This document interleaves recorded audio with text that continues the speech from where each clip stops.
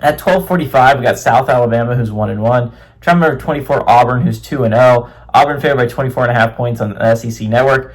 Bishop Davenport has gone 29-38 for the Jaguars, thrown for 397 yards, 4 touchdowns, 0 interceptions.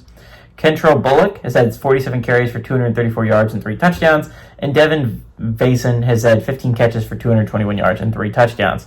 For the Tigers, Jackson Arnold has gone 35-45, thrown for 359 yards, 3 touchdowns, 0 interceptions.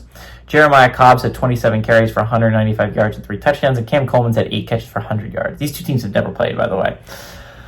This is a really important game for Auburn. Just to get yourself right, you're gonna, if you could end the non-conference stretch 3-0, they head into a big 4-game stretch. If you do not know, down the stretch in these 4 games, they end up playing Oklahoma, Texas A&M, Georgia, and they play another ranked, and Missouri. Missouri and Georgia at home, and they go on the road for Oklahoma and A&M. If you're Auburn, if you can find a way after those 4 games to be sitting at 5-2, you're in a decent spot. That's what you really need to go in this 4-game stretch. You need to go 2-2. That's a must.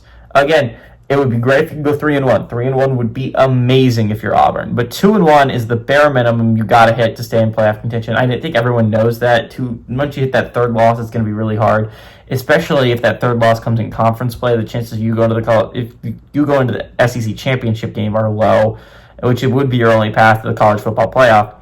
But all that in mind, if you're Auburn, the last 5 games are not that bad. And they play like Arkansas and Kentucky. They play 3 unranked SEC teams. They play Mercer.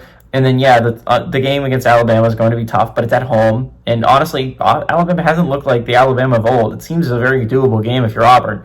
You've looked better than Alabama through the better part of 2 games. So if you're looking at it from your Auburn, I think these next 4 weeks are going to determine, 5 weeks technically speaking, they got a bye week in there. Their next 4 games are going to determine their playoff chances.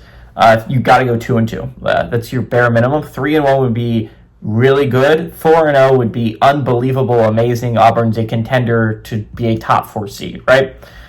South Alabama, on the other hand, blew a great opportunity. They had a chance at a 2-point conversion at the end to beat Tulane. That being said, South Alabama is not dead yet. If they can go on the road and pull off this upset against Auburn, they would be right back into this playoff picture.